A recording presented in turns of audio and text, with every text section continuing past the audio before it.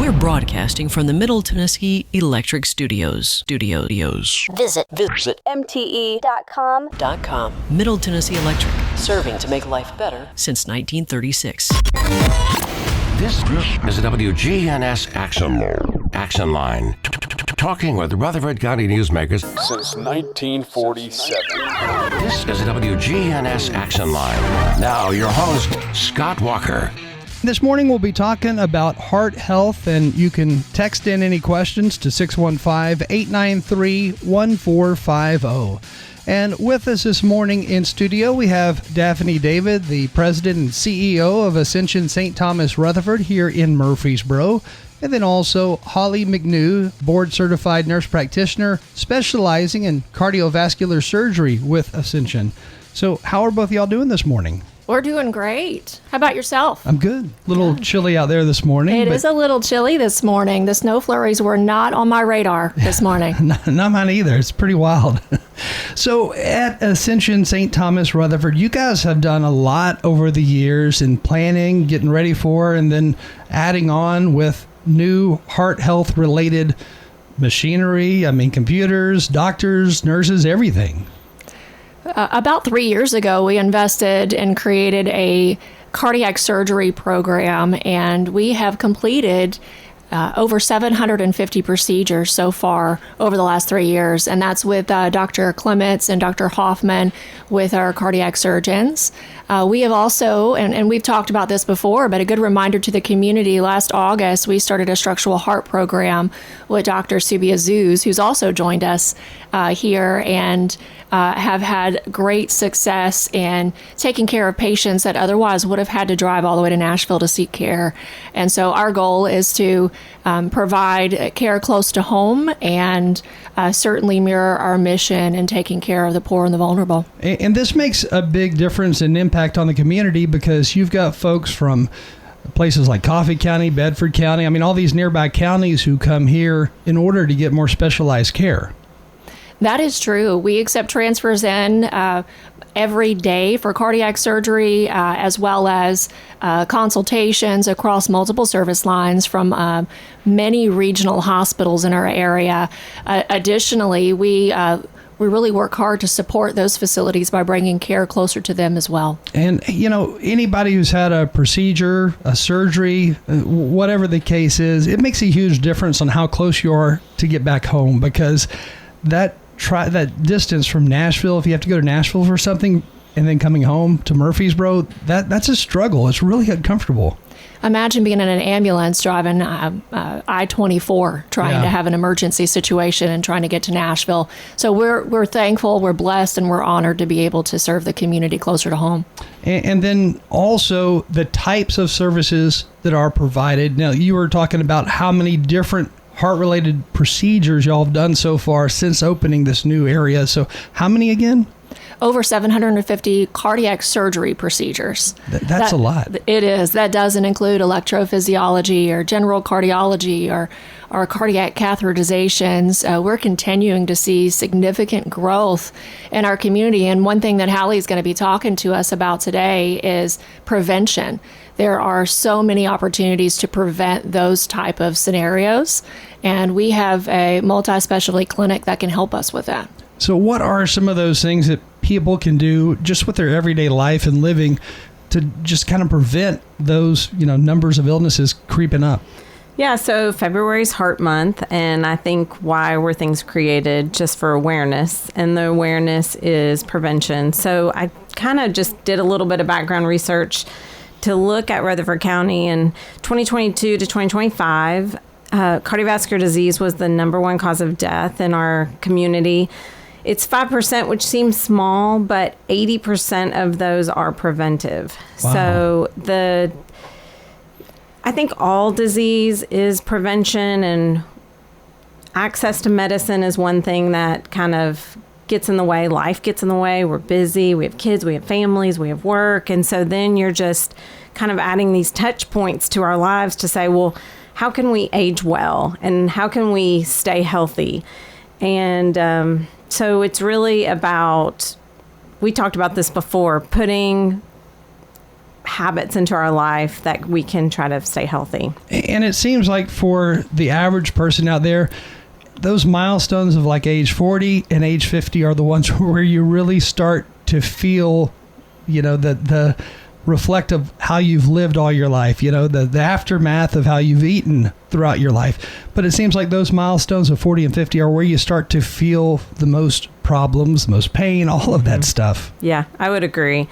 Some simple things that we can do is walking. Yesterday was cold. I didn't feel well. I just bundled multiple layers on and we went for a walk. And because it's cold, what ends up happening is mentally you're going to start to feel better. You make better choices with your food if you can just increase your steps. So they just really do say 10,000 steps.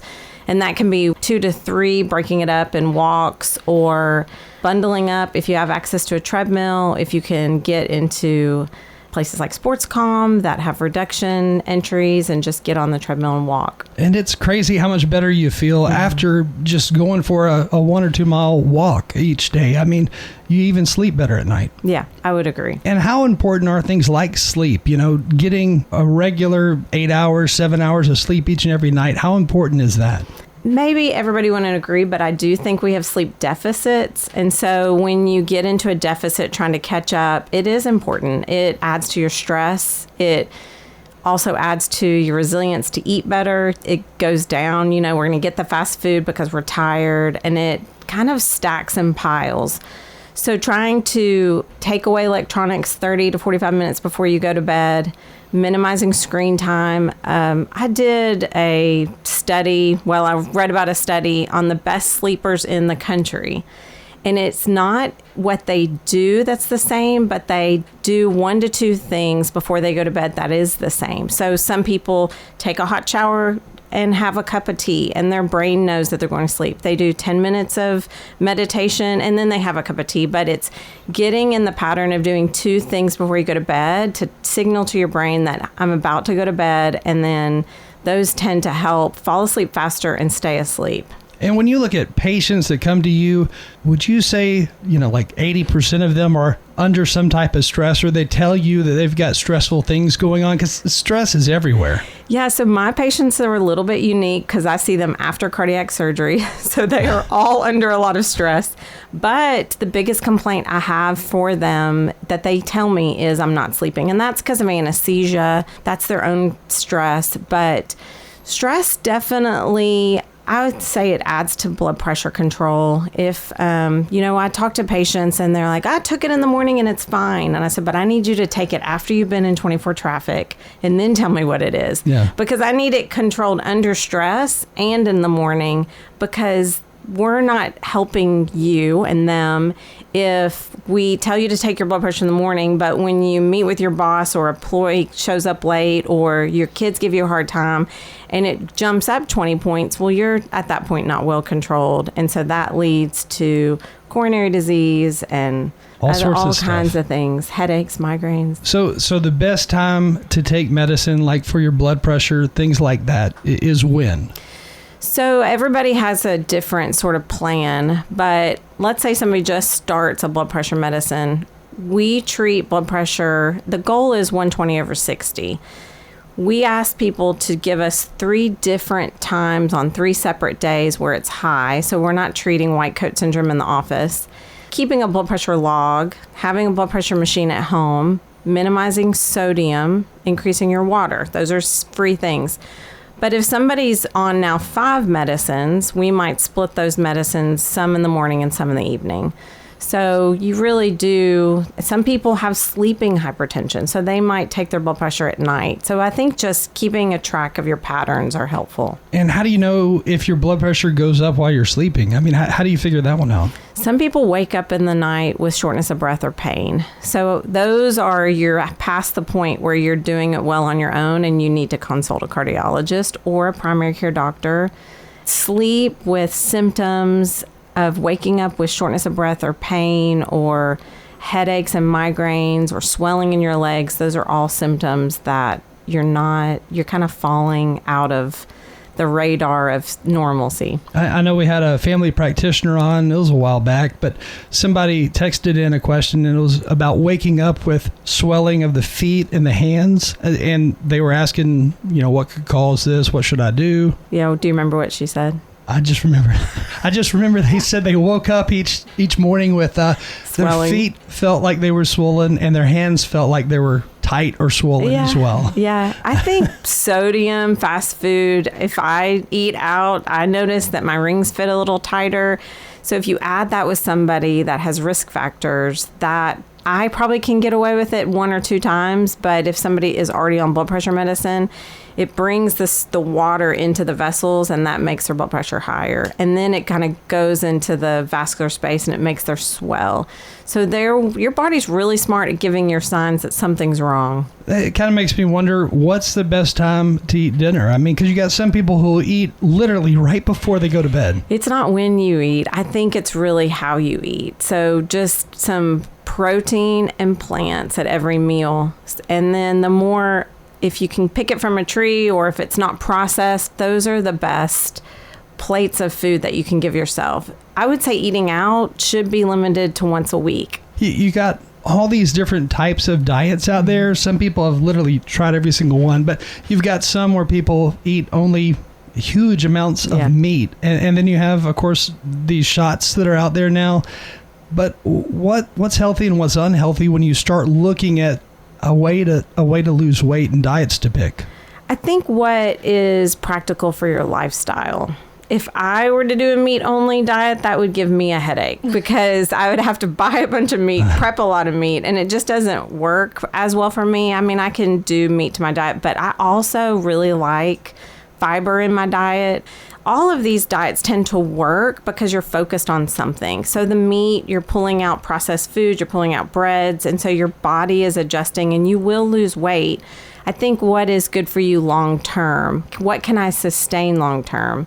They say if you can do something for 30 days, like a lot of people do Whole Foods for 30 days, well, they lose 10 pounds because they're focused on a plan. Always hear a meat-only diet. It just makes me think, don't you need the vegetables? Don't you need some of these other sources? Yeah, I think you do. I mean, for women's health, they say 25 grams of fiber is part of reducing blood sugar.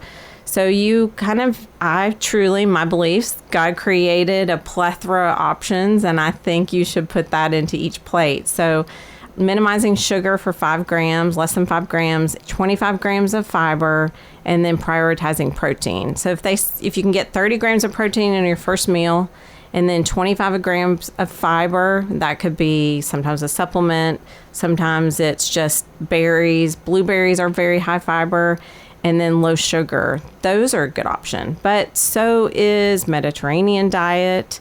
That's like very specific. So I think look at the diets, or the lifestyle changes is a better word, and see, do I like those foods? Is that something I can do? Is that sustainable? And that's probably a good step. And I think when some people hear protein, they instantly go to meat thinking, well, this is the only place I can get it, but that's not the case.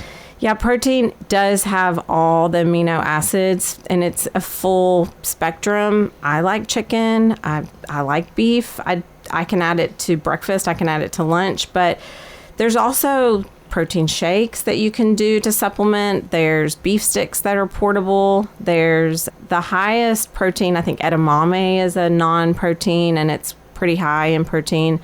And then eggs. You can do eggs is a good protein. You would want to pull out, like, let's say you do 3 eggs, you'd want to use more egg whites than the yolk because it's higher in saturated fat. So you're going to have more calories. But there's lots of ways that you can make things simple, not overwhelm yourself, and just do 1 or 2 steps. Here in Rutherford County, what are you seeing the biggest problem with, or what are most patients coming in with? What types of surgeries do you see the most, and I guess problems that led to that surgery? I still see a lot of nicotine use. And I think that is cultural. I asked, this is the craziest story. I asked this guy, I can't give facts, but I said, what age did you stop smoking? And he said 8. And I said, 8. Wait, he started smoking at age? No, he stopped smoking at 8. He said he had siblings, and he this is probably his 1930s, 1940s, and he said if they convinced him to buy him a suit, like a church suit, he would stop smoking. And so I said, well, how old were you when you started? And he was like, I guess 3 or 4. This is just, they had access to tobacco plants. That was what's normal. And we're still seeing that generation come through our hospitals that grew up with nicotine and smoking in their childhood, 13, 15. And then that does get passed down to the children because you see it, you're around it, and it's a stimulant. So I think people are tired and they use that, and it is one of the hardest things to do, in my opinion, that I am proud of people that they do, is stop nicotine and lose weight. Yeah. It is very addictive. It's a chemical thing, but taking steps, people have heart surgery. They don't want to smoke or they don't do nicotine. There's something that happens that it just cuts that off to their brain. Like, they don't have cravings when they come out of cardiac surgery. And these days, it's like vaping is everywhere. The electronic cigarettes. I'm surprised sometimes that I see somebody and they look like they're 13 or so, and they're doing that. So that's got to be bad on you too. Yeah. I think going back to your earlier question about, your listener population is between 40 and 50, and they're living their life, and they're working to create memories, and they want to have memories with their family. But if you're not there to have those memories, then it's all for loss. And so what could one person at home say? How am I doing? One way that's really easy is you take a measuring tape around your stomach, and then you measure that. And if you are a woman and it's less than 35 inches, you're doing well. If you're over 35 inches as a woman, you're at high risk for a cardiovascular event. If you're a man and you're over 40 inches, you're at high risk for a cardiovascular event. So this is one simple way that you could measure your stomach, because what that relates to is the fat around your heart and the fat within your blood vessels. These are not fun things to talk about, right? Like, boring, sad, it's cold outside, but everybody wants to feel better. They want to wake up feeling not tired. They want to wake up thinking they can handle the day. And so walking, we talked about, and choosing, one thing that they can add to their diet during the day, some fiber, berries. I'm going to try to eat fresher foods and not go out to eat as much. Yeah. Because these people are working, we're all working, and we live in such, I think it's, sometimes we hear so many negative things, but taking the noise away and just asking yourself, what can I do one thing today that can make me feel better and healthier? So if, let's say, you're 45 or 55, either one, is it too late to change that lifestyle in order to add years to your life? Oh, absolutely. Yes. It's not too late at that point at all. In other words... Absolutely, it's not too late. Okay. I would say if somebody was overweight and losing 10 pounds, your blood pressure actually improves by 10 points. Sometimes you can come off blood pressure medicine.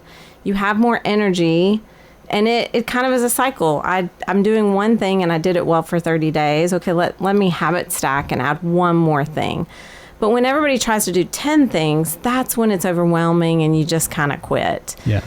So I think finding the one or two things and starting from there. But, we can ask any questions, medical questions, if they want to call in. Or So 10 pounds could equal 10 points off your blood pressure. That's a big difference there for sure. Yeah.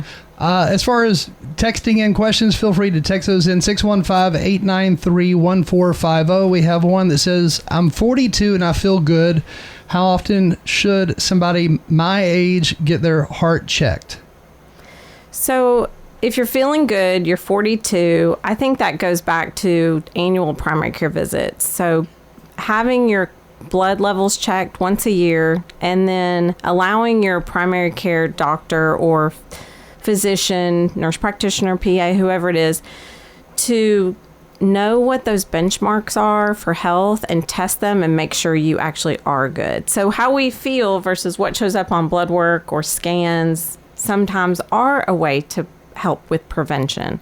going to the doctor is preventative, in my opinion. Yeah, you always hear, what is it? Heart disease is the number one silent killer, because you don't, I guess, really know until you go to the doctor, get the blood pressure checks and all that stuff. Yeah, keep going. Yeah, it's also interesting the differences between men and women and the symptoms associated with that, and how to care for yourself differently as well. Yeah, Daphne and I were talking about earlier how I looked back at cardiovascular disease is the number one killer for women, and it beats cancer. And what's interesting is we had less surgeries for women since we've started this program. And I think even through Ascension Saint Thomas Heart, we've treated less women for heart surgery. That means that women are undertreated for heart disease. They either are ignored in their primary care to perimenopause symptoms, or this is normal aging, fatigue is normal, your hormones are going to change. But that's not an answer that I'm willing to accept. And so advocating for yourself, something's not right. You know, I had a friend that was 37 and she wasn't sleeping at night, and just really advocating for yourself and figuring out, why am I so tired, and seeking help. At Ascension Saint Thomas Cardiology, you can actually call in, and I should have the number, but in Murfreesboro, you don't need another provider to see a cardiologist. You can call in and get your own appointment, which is nice. So if you feel like, I can't get into my primary care, which we hope that's not the truth, what that fact is, but if you feel like you're having chest pain or something, you can see a cardiologist without a referral. You know, I wonder how often do we as women fail to recognize those signs, and we ask the questions of our providers, or we talk to our friends, and everyone's tired. We have kids, we have work, to all of those things. We have stressors. Maybe we're also taking care of parents. All of that surrounding us, you feel like, oh, it's just normal to be tired. But at what point do we recognize, like, maybe this is more than just me being tired? And I think you saying the word perimenopause triggered some people to ask more questions. I'm sure. I'll try. I'm not the expert, but one of them says, I'm 45 and I believe I'm at the perimenopause stage, and my doctor told me I needed a hysterectomy. What does this role play with, I guess, my heart, or does it at all? I mean, I guess. Well, so I can answer that second question. The first question, because I don't know the ins and outs of what's going on, I will say there was a national study about, I love this study. It was 40 years ago, and it was a bad study. They studied menopause, and they took people out of it that had hot flashes. So if you have a hot flash, you were not included in the study. Did they remove 90% of the population? Exactly. So because it was not straightforward, and it wasn't easy, and it didn't fit in a black and white box, and so we have mistreated menopause. And so what that study said is that if you put yourself on hormone replacement therapy, you will increase your risk of cancer, all these things. Well, since then, they recognize that that is not true. And so when women go into perimenopause, the research shows that if you can, don't fact check me, okay? This is a generalization because I'm a cardiovascular heart surgery, not a OBGYN nurse practitioner. But if you can treat within the first 10 years, because you lose estrogen, you lose hormones that are heart protective. These keep your bone mass good. They protect your heart. If you can know when you're in perimenopause and menopause, which is menopause is the first full year after your last menstruation. I know this is fun stuff, but if you can treat yourself within those first 10 years, you decrease your risk of cardiovascular related death. You increase your bone mass by not losing it, because all of those hormones are cardioprotective for women. So yes, we need to be aware of how our body changes, and also trust your provider and have good conversations. Don't leave the office and be mad. Have a conversation, because I know they're willing to talk, but they don't know what they can't answer.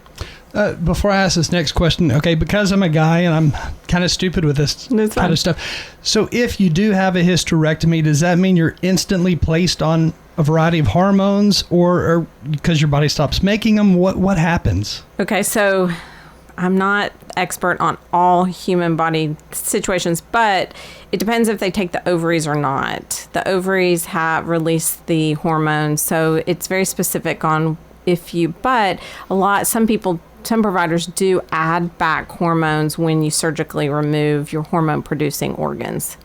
The next question, it asks about a hysterectomy, but it says, will I have to take testosterone in addition to estrogen after I have my hysterectomy? I would ask your primary care or whoever is the provider for that. And I know you said that, all of these things factor in to heart health and overall health, but the bottom line, I guess, if you're being told, hey, this is probably for your best, that you should do, fill in the blank for whatever procedure it is, you should probably think about doing that procedure. Yeah, I think trust in your medical community is what's really important. And, people come to me and they ask questions because they care, right? We research, and we look on the internet, and then we have extra questions. And I think from a provider standpoint, it's really hard to share in 35 minutes what I've learned in medicine in 20 years.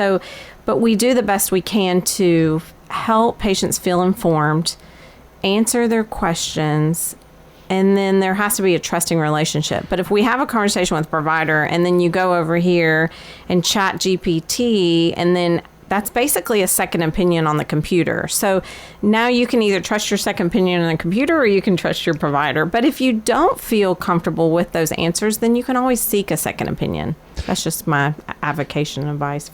And this may be the last hormone-related question, but this one says, I'm a 55-year-old man, and I was put on testosterone treatment about 7 years ago and realized just last week something that the pharmacist said that made me realize that I was taking 1 vial of testosterone when it should have been 1.5 each time I administer it myself, because the doctor did not explain it to me, but the pharmacist did 7 years later after I started. So it sounds like they were getting the improper dose for almost 7 years, and just now they're on the right dose. But yeah, that's interesting, because you'd think you'd run out of the medicine before it was time to re-prescribe it, but so tricky. And in those cases, I guess if somebody is not, taking the right amount of hormones, whatever the hormone is, it should make you feel tired, weak, and all of that other stuff. That's why right? It's important to get those annual tests to validate that the medicine that you are taking is impacting the levels where they're supposed to be. Mm-hmm. Bringing your medicine into your provider appointments. And you should feel better if you're doing the things that you should be doing to feel better. I think that's part of it, right? We have this. I personally have this. This is how I want to fire every single day. I want to wake up and be able to function through my job and have it's a full 360 psychologically, mentally, physically. And that's why, how do we optimize our life every day? Well, we need to be healthy and be able to walk to our job, and we need to be able to have the patience with our coworkers or our family. And we go back to stress, right? Like stress and family history and this all plays together, but making it simple. I don't know how, you walk a lot. Have you ever figured out how many steps you take a day? I do not track those steps. I'm afraid to actually do that for a couple of reasons. That's fair. I think it's also important that we give ourselves grace on those days that we don't meet our expectations. We may have the best of intentions, and if by the end of the day, if you select something that isn't the healthiest and you go straight to bed and you wake up and you've got those swollen fingers, all the things that we've talked about, realizing, okay, today's a new day. I'm going to try and do different today. I'm going to do one thing to improve my health today. And that goes back to what you were saying, Hallie, is, no one is perfect. No one does everything right all the time. And then giving ourselves grace, but making a true effort to improve our health every day is so important. Yeah. And I think that's why we do what we do. We are here and we meet people every single day in the hospital that we have never met before. And I had somebody say, I can't tell the details, but she could not get access to her medicine, right? So she tried, she had medicine, she couldn't get in there for a refill, and then she was unable to take that medicine. What do? She tried calling. I would just say, really step up for yourself. Show up at the doctor's office and say, I need somebody to see me or fill my medicines. If you can't afford your medicines, there's the St. Louis Clinic. They offer options for free primary care, free medication. If you don't have insurance, there's the foundation that helps people every single day with grants for electric bills, for their medicines. And it's knowing the resources and taking one simple step and saying, this year I'm going to go to my primary care doctor. I'm going to make that appointment. I'm going to get my labs checked, and I'm going to check that off my to-do list. And then you're going to give yourself a round of applause because you did it. And there's some medicines out there, if you just abruptly stop taking them, you feel really bad really quickly. Yes. Here's an easy question. It says, how dangerous are the occasional heart palpitations? Yeah, so I love this question. What I love about this question is people will say, well, then stop caffeine. But caffeine actually does not increase your risk for palpitations or arrhythmias. That's the best news I've heard all day. I'll get another cup of coffee now. Just have me around. I'll encourage you all day long. But it's pretty easy. We do Zio monitors that you can just put on, and it's like a sticker, and then we can monitor you 24/7 for 10 days, 2 weeks, pretty easy. And then we look and see what those palpitations are. What part of the heart are they from, which are called premature ventricular contractions, which are PVCs? Are they PACs, which is at the top of your heart? Most of the time, I don't know, depending on the patient's risk factors, but okay, is this a warning sign? Warning sign, prevention. Should we go see somebody and say, okay, well, let's do an echo or an EKG and make sure if those aren't normal, then we need to take it a step further. Sometimes it's honestly as simple as a beta blocker, but those are options that we can evaluate it a little bit better. I think so many people, they have these symptoms that may not be huge, but there's something going on. They're scared to go to the doctor because they're scared they're going to hear those words, well, you got to have open heart surgery. But that's usually not the first step, is it? No. It's far from it. No. So I guess they should first get that fear kind of out of their mind, because it sounds like a lot of stuff can be treated with not only a change in diet and exercise, which is tough in itself, but with medication as well. I think the mind is a predictor of our future. So if you have fear and don't do anything, you will continue to have not knowing is better. So I think knowing is better, and it's saying, okay, I'm scared, but I'm going to call the doctor and make an appointment and let them know, hey, I'm having chest pain or shortness of breath. Sometimes it can be as easy as an acid reflux reducer, and that fixes it. But if it doesn't, because you walk up steps and get chest pain, then that's more likely to be heart disease than acid reflux. I've also noticed, and whenever I'm stressed, I feel pain in my chest. It sounds really scary, but I've been to the doctor like a million times and told you don't have anything wrong with your heart. That's just where you feel stress, literally. Yeah. Have you ever taken your blood pressure when you feel that? I have. Is it high? It's higher, but not like crazy. Yeah. Go to the hospital high. No, it's fine. So it's just... Get it checked out. I think that, it sounds like you've been, and that's fantastic. But certainly if you have heart palpitations, going back to the last question, the right thing to do is get it checked out. Best case scenario, nothing's wrong. And then you could potentially prevent a catastrophic event from occurring. That's the thing is, this is an interesting fact too, that if a woman has a cardiac arrest event, she's less likely to be given CPR because of the social concerns of pounding on a woman's chest. I've read that. Yeah. Isn't that crazy? Yeah. So let's not get ourselves into the situation. Let's go ahead and just get it checked out, go to the doctor, get ahead of the game, and be proactive. 80% is preventable. And I think it's all that. It's fear, time, but one step at a time. Give yourself grace and just make a phone call. And don't let access to care be an issue, because Ascension Saint Thomas Rutherford can help you with that. Yeah. We got to take a short break, but again, with us on the air today, we've got Holly McNew, and we also have Daphne David with Ascension Saint Thomas Rutherford. And again, we'll be right back. Local farmers, local meats, vegetables, and other produce at the Winter Spring Rutherford County Farmers Market. Bundle up and make your way every Friday at Lane Agri Park. This is Peter Demas. Come eat with us at Demas's restaurant. A lot of times when you get steamed vegetables such as broccoli or cauliflower, it's either soggy.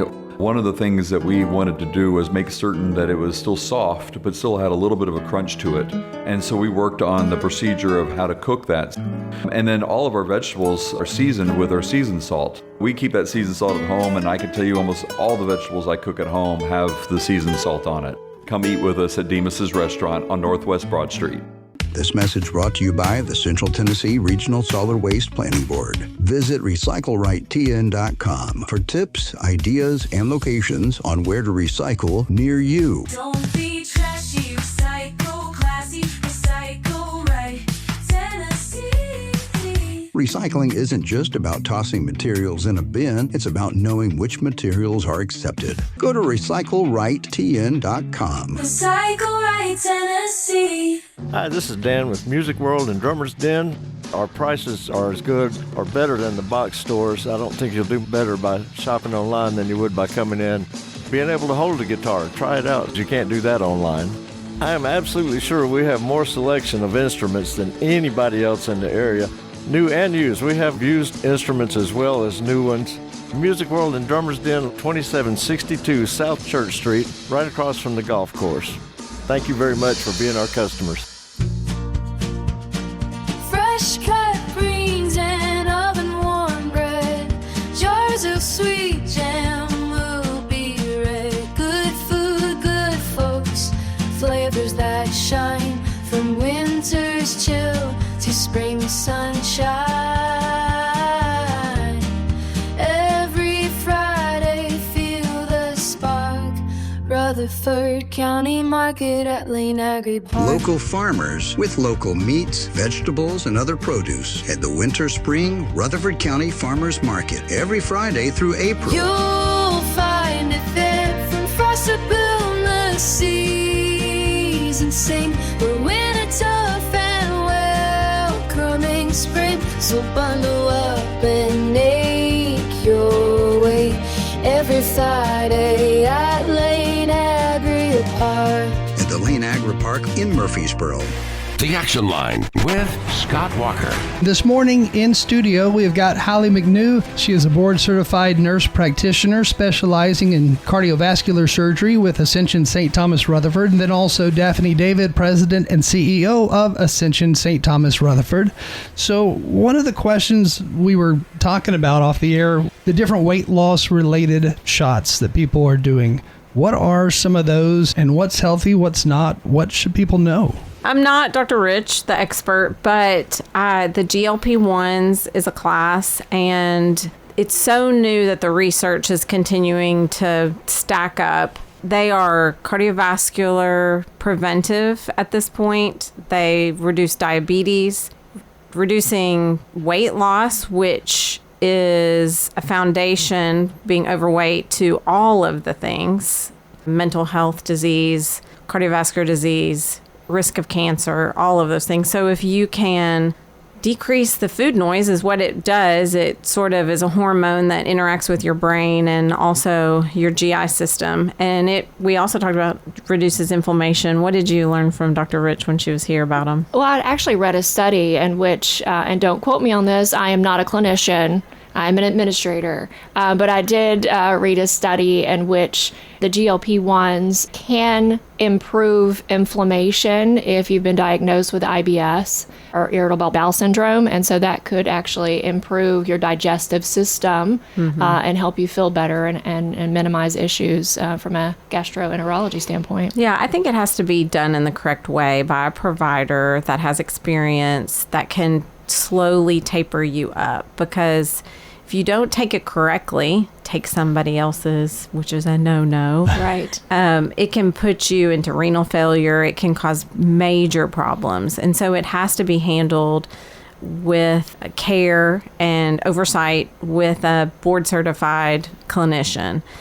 And the other thing is, it is amazing. I think it's the aspirin of today. I think baby aspirin, and this is just new research for all of these things is a great thing. And losing weight for some people, like I said, was one of the hardest things. It was not for not trying. Mm-hmm.